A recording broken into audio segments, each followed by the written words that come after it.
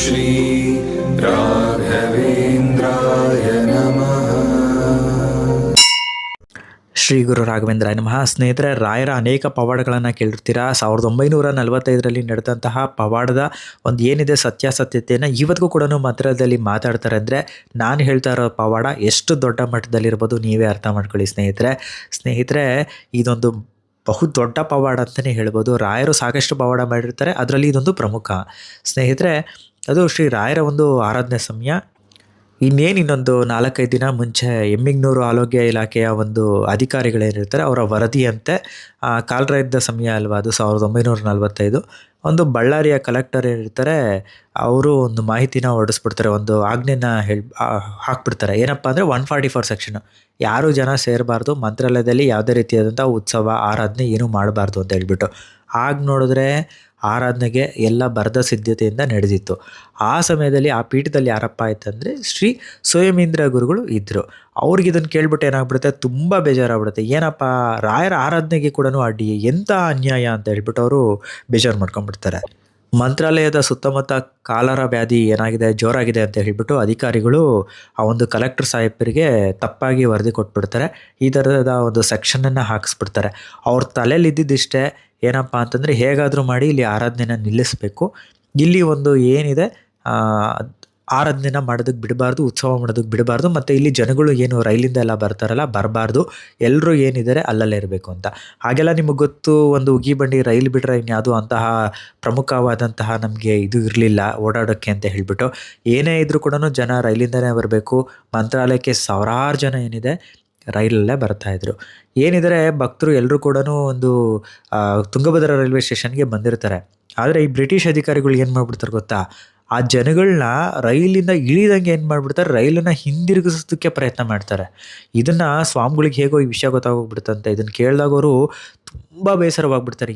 ಏನಪ್ಪ ಈ ರೀತಿ ಆಗ್ತಾ ಇದೆ, ರಾಯರ ಭಕ್ತರೆಲ್ಲರೂ ಬಂದಿದ್ದಾರೆ, ಆರಾಧನೆ ಹತ್ರ ಬರ್ತಿದೆ, ಸೊ ಎಲ್ಲ ಕೆಲಸ ಕಾರ್ಯಗಳು ಇನ್ನೂ ತರಾತುರಿಯಲ್ಲಿ ಆಗಬೇಕು. ಇವ್ರು ನೋಡಿದ್ರೆ ರೈಲ್ನೇ ವಾಪಸ್ ಕಳಿಸ್ತಿದ್ದಾರೆ, ಸೆಕ್ಷನ್ ಮೇಲೆ ಸೆಕ್ಷನ್ ಹಾಕಿ. ಏನು ಮಾಡೋದು ಹಾಗೆ ಅಂತ ಸಾಕಷ್ಟು ಏನಿದೆ ಸ್ವಾಮಿಗಳು ಆ ಒಂದು ಕಲೆಕ್ಟರ್ಗೆ ಹೇಳ್ತಾರಂತೆ, ಮತ್ತು ಅವ್ರ ಆಪ್ತರಿಗೆ ಹೇಳ್ತಾರಂತೆ, ದಯವಿಟ್ಟು ಇದನ್ನು ಮಾಡಬೇಡಿ ಹಾಗೆ ಹೇಗೆ ಅಂತೆಲ್ಲ ಕೂಡ ಹೇಳ್ತಾರಂತೆ. ಎಷ್ಟು ಹೇಳಿದ್ರು ಕೂಡ ಕೇಳ್ಕೊಳ್ಳಲ್ಲ. ಕೊನೆಯದಾಗಿ ಗುರುಗಳು ಏನು ಮಾಡಿಬಿಡ್ತಾರೆ, ಕೊನೆಗೆ ಏನಿದೆ ನಮಗೆ ರಾಯರೇ ಅಲ್ವಾ, ರಾಯರ ಹತ್ರ ಬರ್ತಾರೆ, ರಾಯರ ಹತ್ರ ಪ್ರಾರ್ಥನೆ ಮಾಡ್ಕೊಳ್ತಾರೆ, ಕಣ್ಣೀರಾಗಿ ಪ್ರಾರ್ಥನೆ ಮಾಡ್ಕೊಳ್ತಾರೆ, ರಾಯರೇ ದಯವಿಟ್ಟು ನೀವೇ ಪರಿಹಾರ ಕೊಡಿ ಅಂತ ಹೇಳಿಬಿಟ್ಟು. ಇದೆಲ್ಲ ಆದಮೇಲೆ ಏನಾಗುತ್ತೆ ಗೊತ್ತಾ, ಆ ಸಾಹೇಬ ಏನಿದ್ನಲ್ಲ ಕಲೆಕ್ಟರ್ ಸಾಹೇಬ, ಅವ್ನಿಗೆ ಅದು ಏನಾಗುತ್ತೋ ಏನೋ ಗೊತ್ತಿಲ್ಲ ಸ್ನೇಹಿತರೆ. ಕುಂತ್ರೆ ಸಮಾಧಾನ ಇಲ್ಲ, ನಿಂತರೆ ಸಮಾಧಾನ. ರಾತ್ರಿ ಅವತ್ತು ಮಲ್ಕೊಂತಾನೆ ಏನು ಮಾಡಿದ್ರು ಒದ್ದಾಡೋಗ್ಬಿಡ್ತಾನೆ, ನಿದ್ದೆನೇ ಬರಲ್ಲ. ಮತ್ತೆ ಅವನಿಗೆ ಗೊತ್ತಾಗೋಗುತ್ತೆ, ಈ ಹಿಂದೆ ಮುಂಡ್ರು ಸಾಹೇಬ್ರಿಗೆ ದರ್ಶನ ಕೊಟ್ಟಿದ್ರಲ್ಲ ರಾಯರು, ಮಂತ್ರಾಕ್ಷತೆ ಎಲ್ಲ ಕೊಟ್ಟಿದ್ರಲ್ಲ, ಅದೆಲ್ಲ ಅವ್ನಿಗೆ ಗೊತ್ತಾಗೋಗುತ್ತೆ. ಅದೆಲ್ಲ ಕೂಡ ಅವನಿಗೆ ತಲೆಯಲ್ಲಿ ಹಂಗೆ ಓಡೋದಕ್ಕೆ ಶುರುವಾಗ್ಬಿಡುತ್ತೆ. ಆಮೇಲೆ ಮತ್ತೆ ಅದು ಏನಾಯ್ತೋ ಗೊತ್ತಿಲ್ಲ, ಮಧ್ಯರಾತ್ರಿ ಇದ್ದಕ್ಕಿದ್ದಂಗೆ ಟೆಲಿಗ್ರಾಮ್ ಕೊಟ್ಬಿಡ್ತಾನೆ ಸ್ಟೇಷನ್ಗೆ, 144 ಸೆಕ್ಷನ್ ಕ್ಯಾನ್ಸಲ್ ಅಂತ ಹೇಳಿಬಿಟ್ಟು. ಅದನ್ನು ಕೊಟ್ಬಿಟ್ಟು ಏನು ಮಾಡಿಬಿಡ್ತಾನೆ, ರಾತ್ರಿ ಆ ಒಂದು ರೈಲ್ನಲ್ಲಿ ಏನು ಭಕ್ತಾದಿಗಳು ಕಾತ್ಕೊಂಡು ಕೂತಿರ್ತಾರೆ ಪಾಪ, ರೈಲ್ನ ಹಿಂದಿರುಗ್ಸೋಕ್ಕೂ ಆಗ್ದಲೆ ಏನಿದೆ ಅಲ್ಲೇ ರೈಲ್ವೆ ಸ್ಟೇಷನಲ್ಲಿ ಮುಂದೆ ಹೋಗೋಕ್ಕೂ ಆಗ್ದಲೆ ಆ ರೈಲ್ನ ಅಲ್ಲೇ ತಡೆ ಹೊಡ್ಡಿರ್ತಾರಲ್ವ ಆ ಬ್ರಿಟಿಷ್ ಅಧಿಕಾರಿಗಳು, ಅವರಿಗೆ ಟೆಲಿಗ್ರಾಮ್ ಹೋಗುತ್ತೆ. ಭಕ್ತರನ್ನು ರಾತ್ರಿ ಏನಿದೆ ಒಂದು ಮಂತ್ರಾಲಯ ಮಠಕ್ಕೆ ಕರೆಸ್ಕೊಳ್ತಾರೆ ಸ್ನೇಹಿತರೆ. ಆಮೇಲೆ ಮರುದಿನ ಏನಾಗ್ಬಿಡುತ್ತೆ ಅಂತಂದರೆ ಮತ್ತೊಂದು ರೈಲು ಉಗಿಬಂಡಿ ಬರೋದಕ್ಕೆ ಶುರು ಮಾಡುತ್ತಂತೆ. ಆವಾಗ ಮತ್ತೆ ಏನಿದೆ ಈ ಕಡೆ ಬಾಂಬೆ ಮದ್ರಾಸಿಂದ 1000 ರಾಯರ ಭಕ್ತರು ಏನಿದೆ ರೈಲಲ್ಲಿ ಬರ್ತಾ ಇರೋದಂತೆ. ಇವ್ರು ಏನು ಮಾಡಿಬಿಡ್ತಾರೆ, ಮತ್ತೊಂದು ಅಧಿಕಾರಿ ಏನು ಮಾಡಿಬಿಡ್ತಾರೆ, 144 ಸೆಕ್ಷನ್ ಇದೆ ಅಂತ ಹೇಳಿಬಿಟ್ಟು ನಮ್ಮ ಕೈಗೆ ಕಾಪಿ ಬಂದಿಲ್ಲ ಸೊ ಅಂತ ಹೇಳಿಬಿಟ್ಟು ಆ ರೈಲ್ನ ಏನಿದೆ ತಡೆದು ಮತ್ತೇನಿದೆ ವಾಪಸ್ ಕಳಿಸೋದಕ್ಕೆ ಪ್ರಯತ್ನ ಮಾಡ್ತಾರೆ, ಅಂದರೆ ಮುಂದಕ್ಕೆ ಕಳಿಸ್ಬಿಡ್ತಾರೆ. ಆದರೆ ಆ ರೈಲ್ ಏನಾಗುತ್ತೆ ಗೊತ್ತಾ, ಮಂತ್ರಾಲಯ ನೀರು ಬರ್ತಿದ್ದಂಗೆ ಏನಾಗುತ್ತೆ, ನಿಂತ್ಕೊಂಡ್ಬಿಡುತ್ತೆ. ಏನು ಮಾಡಿದ್ರು ಕೂಡ ಚಲಿಸೋದೇ ಇಲ್ವಂತೆ. ಅದನ್ನು ಟೆಕ್ನಿಷಿಯನ್ಸ್ ಒಳಗಡೆ ಇದ್ದವರು ಏನೇನೋ ಬಂದು ರಿಪೇರಿ ಮಾಡ್ತಾರಂತೆ, ಏನೆಲ್ಲ ಮಾಡೋದಕ್ಕೆ ಪ್ರಯತ್ನ ಮಾಡ್ತಾರಂತೆ.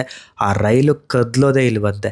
ತಿರ್ಗಾ ಏನು ಮಾಡ್ತಾರೆ, ಆ ಕಲೆಕ್ಟರ್ ಸಾಹೇಬ್ರೆ ಏನು ಇನ್ನೊಬ್ಬರು ಅವರು ತಡೆ ಹೊಡ್ಡಿದ್ರಲ್ಲ, ಅವರು ಬಂದು ಕೇಳಿಕೊಂಡು ದಯವಿಟ್ಟು ತಪ್ಪಾಯಿತು, ನೀವೇನಿದೆ ರಾಯರ ಭಕ್ತರು ನೀವೆಲ್ಲ ಇಳೀರಿ, ಇಳಿದ್ಬಿಟ್ಟು ನೀವೆಲ್ಲ ಮಂತ್ರಾಲಯಕ್ಕೆ ಹೊರಡಿ ಅಂತ ಹೇಳ್ಬಿಟ್ಟು ಏನಿದೆ ಆಜ್ಞೆ ಕೊಟ್ಟ ಮೇಲೆ ಅವರೆಲ್ಲ ಇಳಿದ ಮೇಲೆ ಏನಾಯ್ತಂತೆ, ರೈಲ್ ಆಟೋಮೆಟಿಕ್ಕಾಗಿ ಸ್ಟಾರ್ಟ್ ಆಗೋಕ್ಕೆ ಶುರುವಾಯ್ತಂತೆ.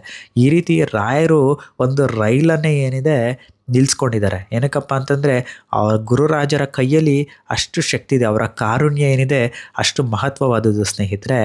ಆ ರಾಯರ ಒಂದು ಅನುಗ್ರಹ ಇಲ್ಲದಲ್ಲಿ ಏನಿದೆ ಒಂದು ಕೂದಲು ಕೂಡ ಅಲ್ಲಾಡಿಸ್ಲಿಕ್ಕೆ ಸಾಧ್ಯವಿಲ್ಲ. ಅಂತಹದ್ದು ರಾಯರನ್ನು ಎದುರಾಕೊಂಡು ಸ್ನೇಹಿತರೆ ಎಲ್ಲವನ್ನು ಕೂಡ ಮಾಡಲಿಕ್ಕಾಗತ್ತಾ?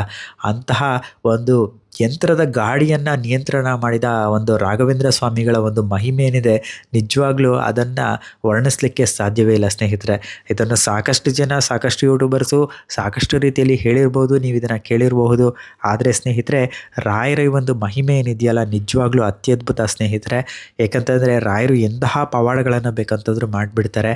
ತನ್ನ ಭಕ್ತರಿಗೋಸ್ಕರ ಈ ಜಾತಿ ಧರ್ಮ ಲಿಂಗ ಭೇದ ಏನೂ ಅವ್ರು ನೋಡಲ್ಲ. ರಾಘವೇಂದ್ರ ಸ್ವಾಮಿಗಳಿಗೆ ತನ್ನ ಭಕ್ತರು ಅಂದರೆ ಭಕ್ತರು ಅಷ್ಟೇ. ನೀನು ಯಾವುದೇ ಧರ್ಮ ಆಗಿರು, ಯಾವುದೇ ಜಾತಿ ಆಗಿರು, ನೀನು ದೊಡ್ಡ ಕೋಟ್ಯಾಧಿಪತಿ ಆಗಿರು, ನೀನು ಭಿಕ್ಷುಕ ಆಗಿರೋ ಅವೆಲ್ಲ ಲೆಕ್ಕನೇ ಇಲ್ಲ. ಅವರ ಅನುಗ್ರಹ ಬಂತು ಅಂತಂದರೆ ಭಿಕ್ಷುಕನನ್ನು ಕೂಡ ಕೋಟ್ಯಾಧಿಪತಿಯನ್ನಾಗಿ ಮಾಡ್ತಾರೆ, ಕೋಟ್ಯಾಧಿಪತಿಯನ್ನು ಕೂಡ ಬೇಕಂದರೆ ಭಿಕ್ಷುಕನಾಗಿ ಮಾಡ್ತಾರೆ ಅವರನ್ನು ಎದುರಾಕೊಂಡ್ರೆ. ಯಾಕಂತಂದರೆ ಅವರ ಅನುಗ್ರಹ ನಾವು ಪಡಿಬೇಕು, ಅವರ ಆಶೀರ್ವಾದ ನಮ್ಮ ಮೇಲಿರಬೇಕು. ಆ ಕಾರಣದಿಂದ ಏನಿದೆ ಆವತ್ತಿನ ಒಂದು 1945 ಇಸ್ವಿಯಲ್ಲಿ ಆಗಿರುವಂತಹ ಒಂದು ಪವಾಡದ ಮಾಹಿತಿನ ನಾನು ನಿಮಗೆ ತಿಳಿಸ್ತಾ ಇದ್ದೀನಿ. ಅಷ್ಟು ಒಂದು ಪ್ರಮುಖ ಪವಾಡಗಳಲ್ಲಿ ಈ ಪವಾಡ ಕೂಡ ಒಂದು ಸ್ನೇಹಿತರೆ.